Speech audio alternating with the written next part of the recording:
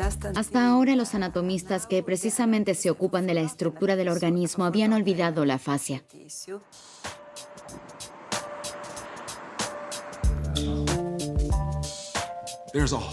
Existe un sistema completo, el cual no hemos investigado como tal.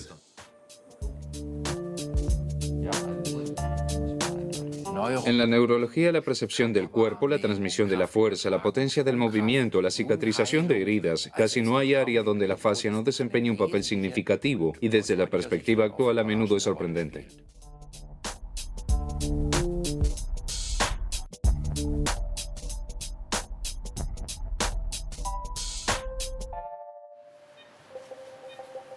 Fascia. ¿Qué es? Un tejido conectivo oculto que está en todo nuestro cuerpo, justo debajo de la piel y más profundo. Alrededor de 20 kilos de nuestro peso corporal está conformado por este tejido blanquecino. La fascia envuelve nuestros músculos, tendones y órganos. Es lo que une nuestros huesos. Durante siglos la fascia fue pasada por alto y subestimada. De repente está en boca de todos, pues parece que desempeña un papel fundamental en nuestra salud. ¿Se encuentra aquí la causa y la solución de la dolencia más común, el dolor de espalda? La búsqueda de esta respuesta nos lleva por el mundo entero. En Maine, en los Estados Unidos, Thomas Myers capacita a terapeutas. Es pionero en cuanto al estudio de la fascia y ha escrito un novedoso libro sobre esta, Anatomy Trains. Cree desde hace tiempo que la fascia está interconectada por todo el cuerpo. Si alguien viene a verme con una inflamación en la fascia plantar, el pie, rara vez la solución más eficaz es solo tratar esa fascia. Puedo conseguir una mejora duradera si trabajo en la parte baja de la pierna o arriba, en los músculos del muslo, o incluso en la parte trasera de la cabeza o el cuello, porque todo es parte de un sistema. Myers está convencido de que la fascia, este tejido misterioso, está interconectada en nuestro cuerpo por innumerables líneas, desde la cabeza a los pies, de una mano a través del hombro a la otra, incluso en espiral por todo el tronco. Él asegura que si se siente una punzada en una zona, la causa suele localizarse en un lugar completamente diferente. Hay muchas causas diferentes del dolor en la zona lumbar inferior. Estas pueden tener que ver con el arco del pie, con las rodillas o a partir de la cadera. Puede bajar desde los hombros. Observen el gran triángulo entre los hombros y la parte baja de la espalda, es decir, todo está unido. También observamos cómo se comporta la espalda cuando se inclina hacia adelante. Inclínate más hacia adelante. Queremos ver si las apófisis espinosas se alejan cuando están bloqueadas facialmente en una región. Puede ser difícil para la cámara tomar esto. Está bloqueada entre L2 y L3. Cuando intento solucionar un problema en la zona lumbar, no puedo permitirme en absoluto dejar de observar todo, porque no sé dónde está la causa del problema. La biotenseguridad, es decir, la tensión de todo el sistema facial, hace visible el problema tal vez en la región lumbar, porque allí todos tenemos un punto débil. Pero eso no significa que el problema también tenga su origen allí. Tengo que ver en conjunto si realmente quiero suprimir el dolor permanentemente. Anatomy Trains es la Biblia de los terapeutas en todo el mundo. Sin embargo, ¿qué hay de cierto en estas curativas líneas de las que habla Myers? Aún falta la prueba científica. En Frankfurt del Meno, el científico deportivo Jan Wilke está tras la pista. Quiere averiguar si existen realmente estas cadenas anatómicas de Myers. Para probar la línea dorsal de Myers, Wilke realiza una serie de experimentos. Si se mueve la articulación del tobillo, la fascia en realidad también tendría que moverse en la parte superior del muslo. Y efectivamente, el ultrasonido muestra un leve deslizamiento de la fascia. Al menos los primeros resultados de nuestros diagnósticos piloto parecen ser así. Si muevo algo allá abajo, es decir, si estiro los músculos de la pantorrilla, también parece detectarse un efecto de tensión en la musculatura de la parte posterior del muslo. El segundo experimento es aún más importante. La prueba de la conexión facial entre la columna cervical y la pierna. En el medio se encuentra toda la espalda. Primero se prueba la movilidad de la columna cervical, luego se estira la pierna. ¿Qué efectos tiene este estiramiento sobre la columna cervical? Wilke quiere averiguarlo.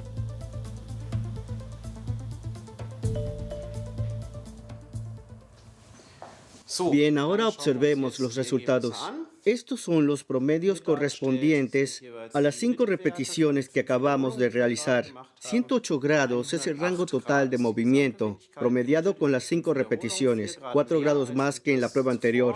La flexibilidad ha mejorado después del estiramiento de los músculos de las piernas, por lo que tenemos una mejor flexión y extensión de la cabeza en el área de la columna cervical, y eso podría ser una indicación de que hay un efecto de transmisión mecánico desde las piernas hacia arriba hasta la columna cervical. Aunque no han sido probadas todas las líneas de conexión, el trabajo con un rodillo de espuma en el muslo sin duda tiene efectos sobre una región del cuerpo mucho más alejada, como por ejemplo el cuello. Wilke supone que la fuerza no solo se transmite verticalmente, sino también horizontalmente.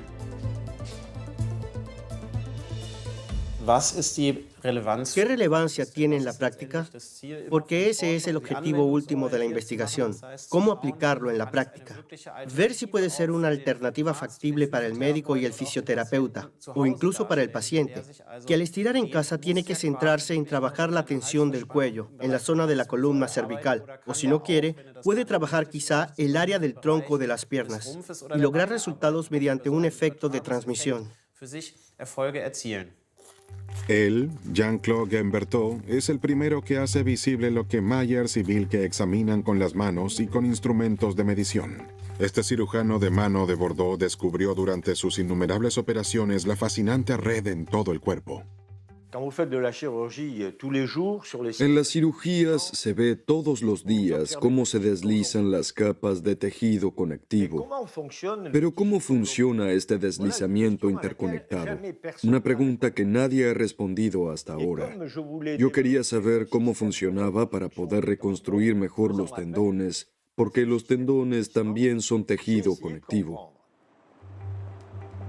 En el Instituto de Cirugía de Manos y Pies de Burdeos, Guimberteau hace que el mundo de la fascia que ha descubierto bajo la piel sea visible. Con una cámara especial filma el tejido en el cuerpo vivo. Sus imágenes han cambiado la ciencia y la percepción de la fascia. ¿En las fibras, el sistema?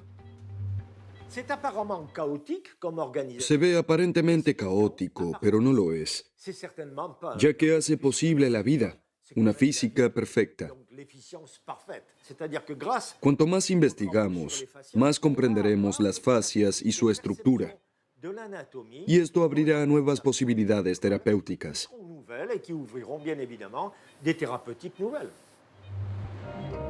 Padua, una de las ciudades más antiguas de Italia con una de las universidades más antiguas de Europa. En estos venerables salones, Galileo Galilei anunciaba que no todo gira en torno a la Tierra. Y aquí la primera mujer realizó su doctorado en 1678. Un lugar de revoluciones, incluso en la actualidad, porque aquí es profesora de anatomía Carla Stecco. Ella imita a sus antepasados, que aquí en la antigua sala de anatomía investigaron el interior del cuerpo humano contra la prohibición de la Iglesia. Así como hoy, Stecco es una de las primeras en el mundo en investigar la fascia. Mi padre fue uno de los primeros que se interesó en la fascia y en cómo tratarla. Por eso, en nuestra casa siempre se hablaba del tema. Pero al principio no estaba realmente segura de lo que éstas hacían. Así que comencé a interesarme por la anatomía de la fascia, y en particular en las disecciones, porque creo que es el mejor modo de visualizarlas y de comprender cómo funciona este tejido.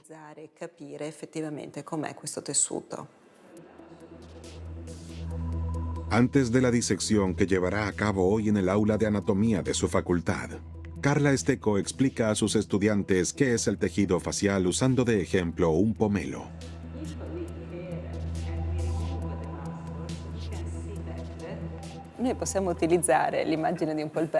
Con este pomelo podemos entender mejor qué es la fascia y cómo ésta se conecta con el músculo. Si cortamos el pomelo por la mitad, no vemos solo la pulpa, sino también un componente fibroso que divide el pomelo en láminas y que soporta el tejido en sí. En el modelo humano, muestra a sus estudiantes por dónde se distribuye la fascia en todo el cuerpo.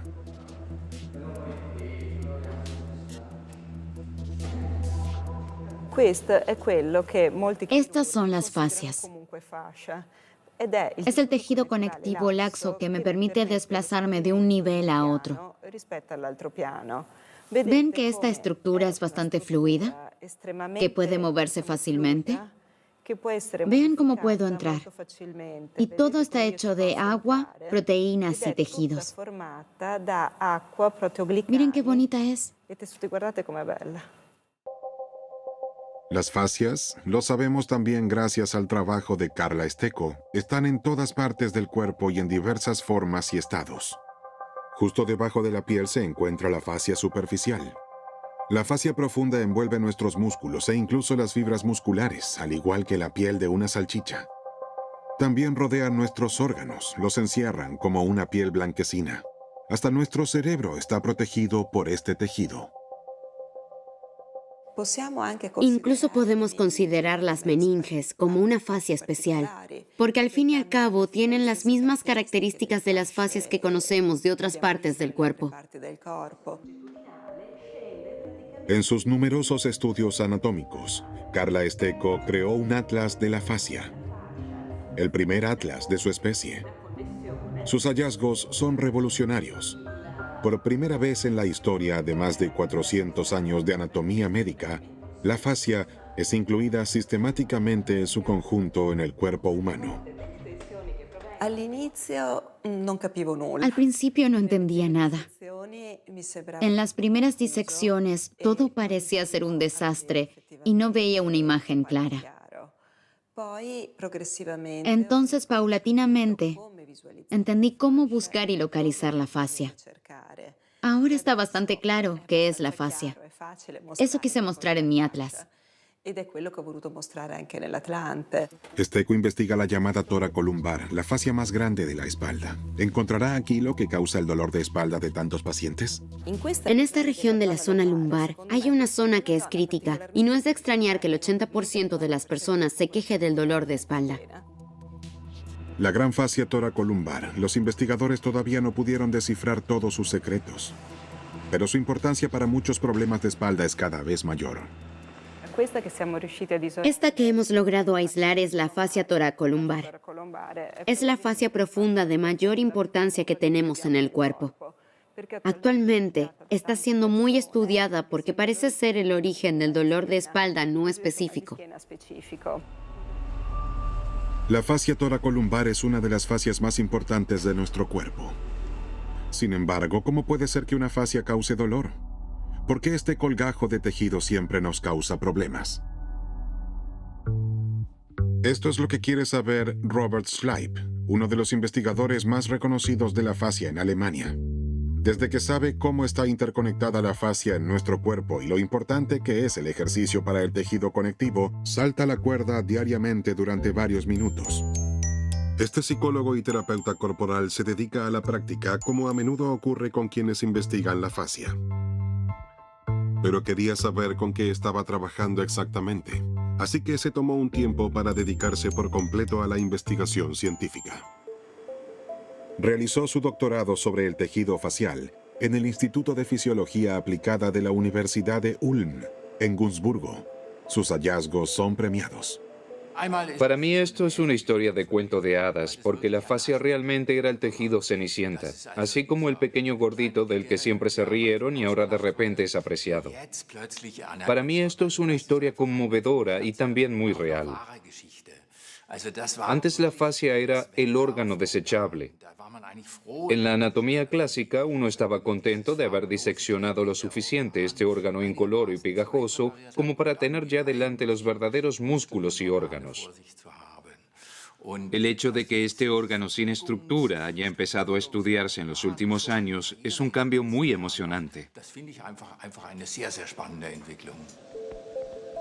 Schleib quiere saber cuáles son las diversas tareas y funciones de la fascia, por tanto tiempo subestimada. ¿Y de qué se compone realmente este tejido blanco fibroso?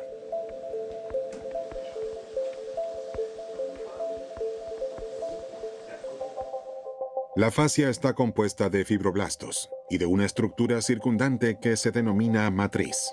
Los fibroblastos son las células del tejido conectivo. Estos producen, entre otras cosas, fibras de colágeno, de las que en gran parte está compuesta la matriz. Se puede decir que con el colágeno la fascia construye su casa. Curiosamente, en el tejido conectivo facial, las células constituyen solo una pequeña parte del volumen, pero generan una gran parte del resto. Así que me gusta compararlo con las hormigas que han construido juntas un gran hormiguero, a pesar de que ellas mismas constituyen menos del 10% del volumen. Junto con su colega en la investigación, Werner Klingler de Ulm, Robert Schleib sigue el rastro de los fibroblastos, el versátil componente del tejido conectivo. Con su producción de colágeno pueden tener un efecto curativo. Si nos cortamos, entonces cierran la herida.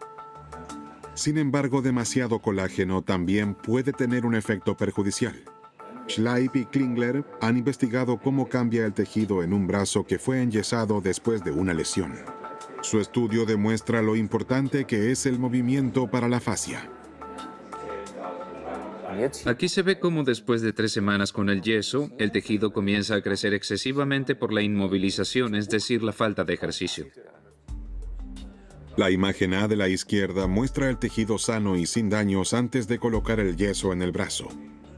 La imagen B se tomó después de 3 semanas con el yeso. Se ve bien cómo el tejido ha cambiado. Está enmarañado. La estructura es gruesa y caótica.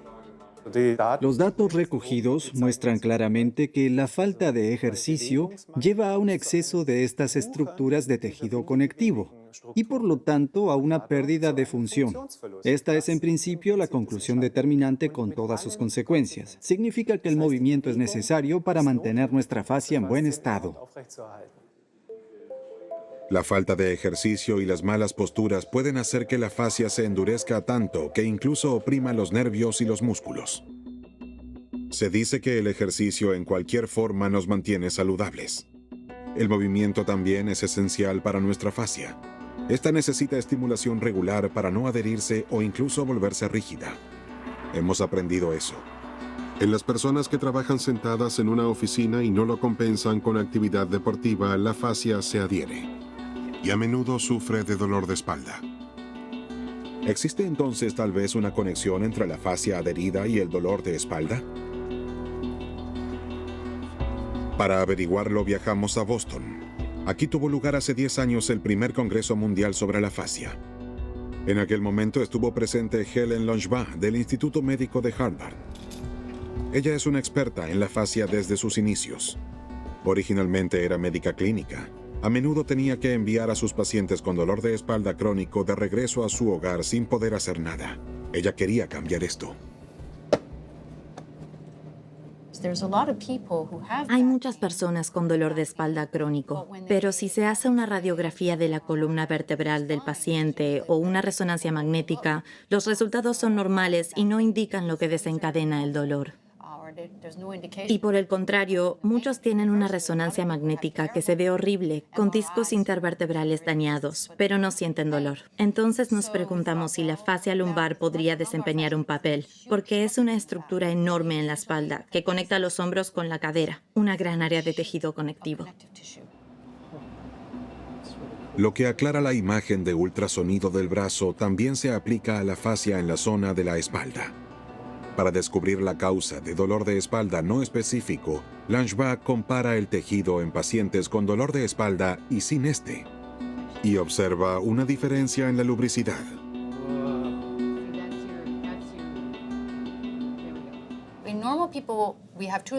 En las personas sanas existen 2 capas en la fascia lumbar y estas deberían poder moverse más del 65% de su longitud cuando la espalda se mueve. Pero sabemos que este movimiento se reduce a la mitad de la longitud en personas con dolor de espalda. Así que las capas pueden deslizarse menos.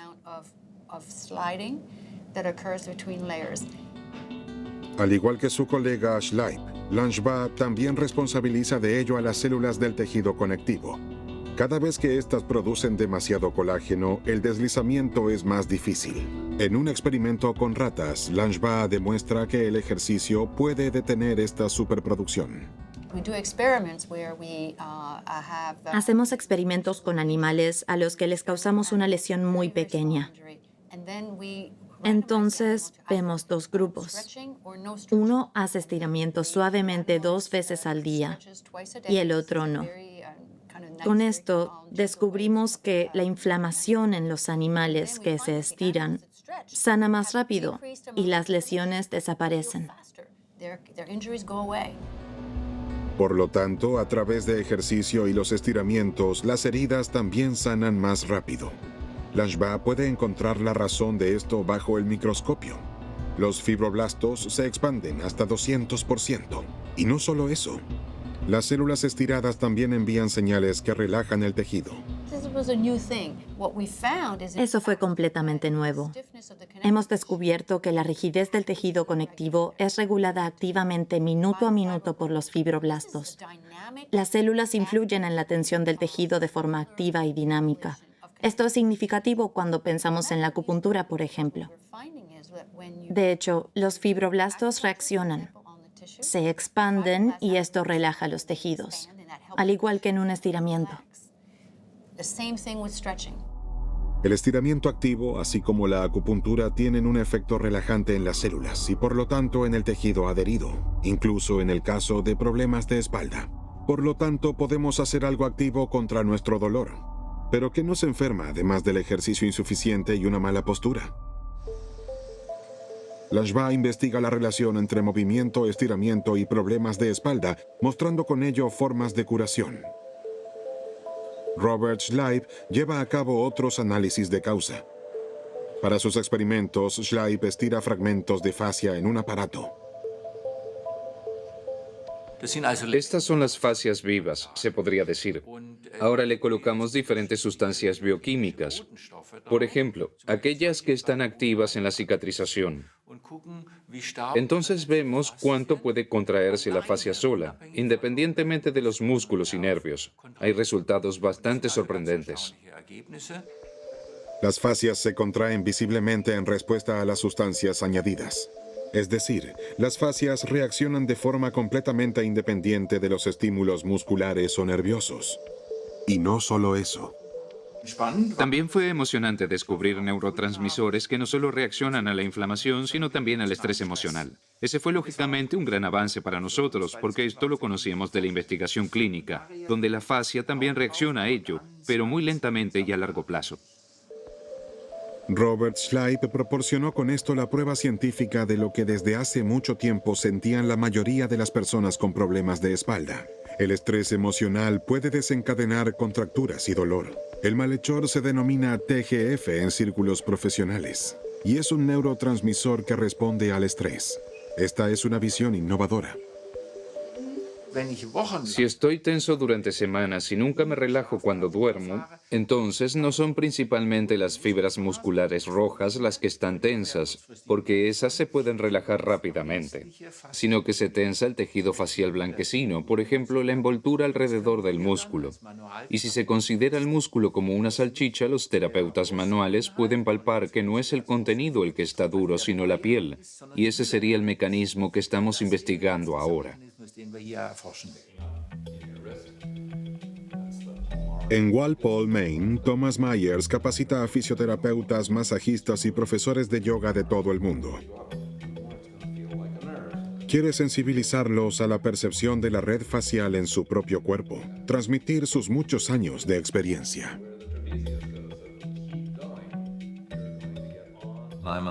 Soy autodidacta y he aprendido todo por mí mismo con la ayuda de mis estudiantes y muchas buenas personas. Pero quería aprenderlo todo sobre la fascia. Y en la década de 1970 había poca literatura sobre la fascia. Hasta el día de hoy, Myers está fascinado con el tejido facial como una red que se extiende por el cuerpo entero. Se ocupa de que tengamos una sensación de nuestro cuerpo, de que todo esté en el lugar correcto y nos sostenga. Eso es lo que la investigación facial llama biotensegridad, una red de tensión interna que funciona perfectamente. La biotensegridad, la tensión, es un modo de construcción que explica mucho mejor cómo funciona la fascia como un sistema. Aquí en el modelo se observa que son solo varillas y bandas elásticas. Y las partes están dispuestas de modo tal que ninguna varilla toque a la otra. Todas se mantienen en su lugar por las bandas elásticas. Imagínense un modelo de esqueleto típico. Allí los huesos están conectados entre sí. Automáticamente piensa, dentro de mí hay un esqueleto y este se mueve por los músculos individuales, como los cables de una grúa que mueven la grúa. Pero no es así. Los huesos se deslizan en el tejido conectivo. Y si hiciera desaparecer de repente todo el tejido blando del cuerpo, entonces los huesos caerían al suelo estrepitosamente. Este es un modelo de contraste espléndido para nuestro pensamiento clásico de la columna vertebral. El modelo con el esqueleto como estructura de soporte. Creemos que la columna vertebral, como el sostén de la tienda de campaña, soportaría la blanda tienda. Así nos imaginábamos la columna vertebral hasta hace poco, y tenemos un hermoso modelo de contraste tensegral. Aquí se ve también los elementos vertebrales, pero no descansan en ningún lado uno encima del otro ni se presionan entre sí, sino que están suspendidos. Y si los elementos faciales, como estas gomitas elásticas, tienen una buena tensión elástica previa, una única vértebra puede desgastarse y aún así uno podría mantenerse erguido y ser la reina de la salsa de Cuba. La columna vertebral misma no siempre es la causa del dolor de espalda crónico. También contribuyen a ello la mala postura, la falta de movimiento y el estrés. Para mantener nuestro tejido saludable tenemos que movernos. Y se necesita otro componente importante más, el agua. El tejido conectivo elástico es un gran depósito de agua. En esto está quizás el mayor secreto de la fascia. Dependiendo de la edad, el tejido conectivo está compuesto por un 70% de agua. Y las células del tejido conectivo, los fibroblastos, también son importantes para la fijación del agua. En Padua, la profesora de anatomía Carla Esteco identificó diferentes funciones de los fibroblastos. Aquí podemos reconocer dos células. Las dos son fibroblastos, pero tienen funciones completamente diferentes. Mientras esta célula probablemente produzca colágeno, en la otra célula se encuentran estos pequeños puntos. Si lo ampliamos, vemos el interior de la célula y sobre todo estos pequeños puntos. Esto es el ácido hialurónico. Entonces podemos observar cómo las dos células producen sustancias diferentes.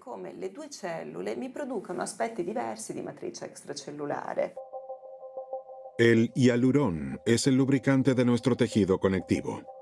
La molécula forma más moléculas, grandes y pequeñas. Se bifurca y ramifica, y así se convierte en una especie de estructura de esponja que puede fijar gran cantidad de agua.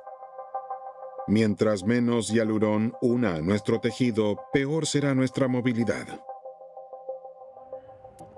Antonio Esteco, el hermano de Carla, trabaja como consultor en la Escuela Universitaria de Medicina de Nueva York y lleva a cabo investigaciones sobre el ácido hialurónico.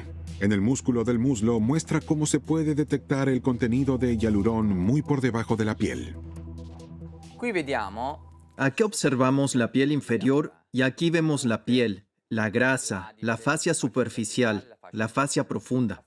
Y en la fascia profunda se encuentran, como podemos ver, diferentes capas de tejido conectivo. Entre cada capa encontramos ácido hialurónico Y aquí, en esta región, tenemos más espacio negro y eso significa que aquí hay más ácido hialurónico. Si no hay suficiente humedad, entonces el tejido se vuelve rugoso y quebradizo, como una toalla que se roza entre sí. El ácido hialurónico se asegura de que todo funcione sin problemas. En Ulm, Klingler y Schleip también siguen tras la pista del ácido hialurónico. Están investigando terapias que pueden mejorar la concentración de humedad y con ello se pueda mejorar el deslizamiento de la fascia. Primero miren cuánta agua hay en el tejido. Esperamos que después de un tratamiento de estiramiento así, aumente nuevamente la concentración de agua.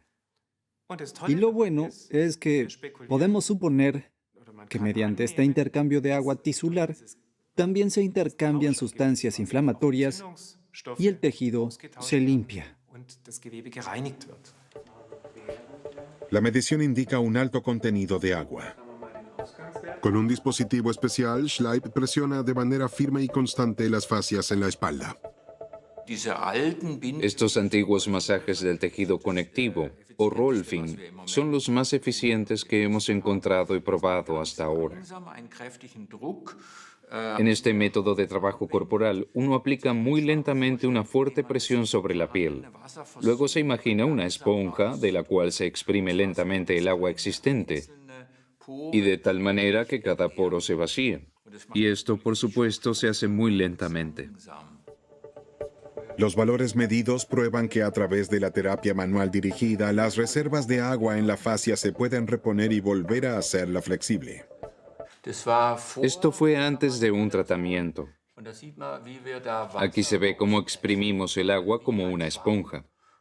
Cuando detuvimos el tratamiento mecánico, finalmente el tejido se volvió a llenar de agua. Aquí tuvimos resultados interesantes. Si hacíamos esto lo suficientemente fuerte, la esponja estaba más húmeda que antes de todo el tratamiento. Eso significa que se escurre de la esponja el agua estancada existente. Y si se presiona lo suficientemente fuerte varias veces, entonces la esponja está aún más húmeda que antes. Eso, por supuesto, que es interesante para nosotros. Durante el masaje, pero también por el movimiento, las fibras de colágeno se realinean. Los fibroblastos producen ácido hialurónico nuevo. El agua vieja se reemplaza por nueva. La fascia puede volver a deslizarse mejor. Con el masaje se estimula el metabolismo, pero el movimiento propio aporta mucha más dinámica al tejido. Mediante el movimiento propio, se llega a un aumento de temperatura. Esto es, en sí mismo, un estímulo para el metabolismo. Por cada grado Celsius de calentamiento, hay un 1% más de actividad enzimática. Con ejercicio regular, los fibroblastos comienzan la producción de colágeno nuevo en solo 3 días y, por lo tanto, aflojan la fascia enmarañada. Sin embargo, puede demorar un año hasta que el tejido adherido se regenere completamente. Si realizo deportes, produzco microheridas en telarañas que se han formado durante la noche. Y, por ejemplo, después de hacer deporte, debería pensar que debo hacer una pausa algún día, 2 o 3 días. Y luego también cuán alto debe ser el esfuerzo para que las células constructoras, los fibroblastos, sean estimulados. Se entreteja un nuevo colágeno elástico más joven en mi fascia lumbar o en mi tendón de Aquiles. Así es que el cambio justo entre el esfuerzo intenso y luego como máximo 2 o 3 días de descanso sería ideal. La fascia tiene una importancia innegable para la salud y el bienestar. La investigación internacional de la fascia ha demostrado que la relajación y el estiramiento de nuestro tejido conectivo contribuye a aliviar los problemas de espalda. Pero, ¿cómo ayudan los antiguos métodos de curación? Helen Langevin quiere comprender la relación entre la acupuntura y la fascia.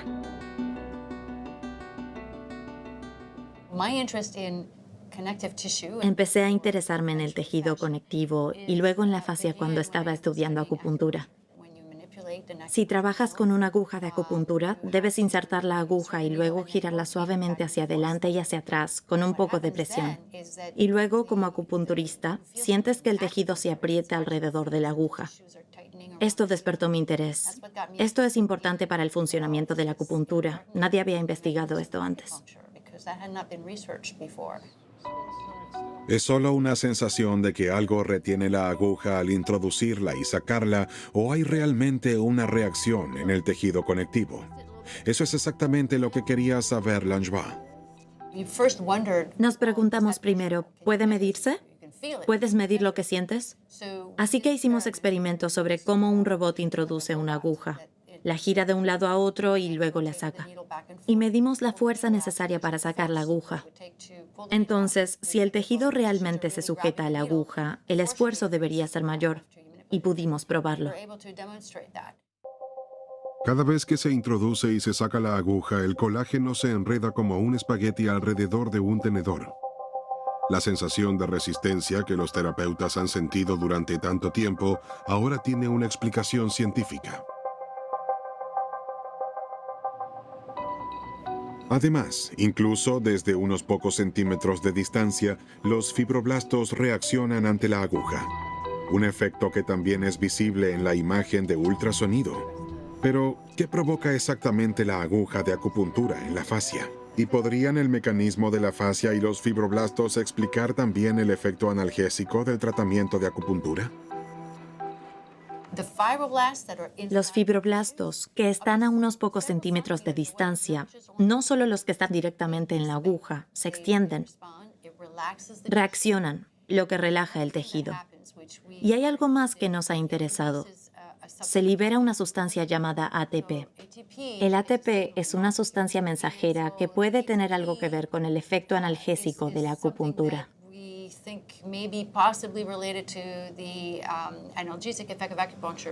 De esta manera, la investigación moderna proporciona pruebas de antiguos métodos de curación. Mientras que hasta hace algunos años el dolor de espalda se centró principalmente en el disco intervertebral, el asunto se dirige cada vez más a la fascia como desencadenante de las afecciones crónicas. La investigación del dolor está interesada en saber hasta qué punto el tejido facial puede abrir opciones terapéuticas completamente nuevas. Siegfried Menze, en la Facultad de Medicina de Mannheim, fue uno de los primeros en reconocer la importancia del tejido facial. Quería saber en qué medida la fascia misma es sensible al dolor. Tendría que haber nervios de dolor que se encuentran directamente en la fascia. Para esto hemos realizado experimentos en los que hemos tratado de detectar terminaciones nerviosas individuales en la gran fascia toracolumbar. Y esta es una red relativamente densa de fibras nerviosas. En estas estructuras semejantes a puntos, llamadas terminaciones nerviosas, se ha detectado la sustancia P. La P para la palabra pain en inglés, dolor. Los pequeños puntos visibles son receptores de dolor. Sin embargo, ¿cómo se puede saber si el dolor proviene de la fascia y no del músculo? Después de todo, las fascias y los músculos son casi inseparables.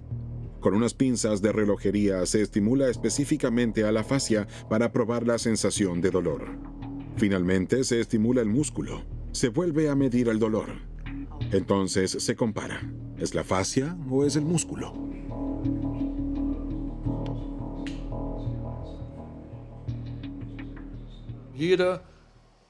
Cada barra vertical es una señal eléctrica. Y aquí tenemos esta rata anestesiada.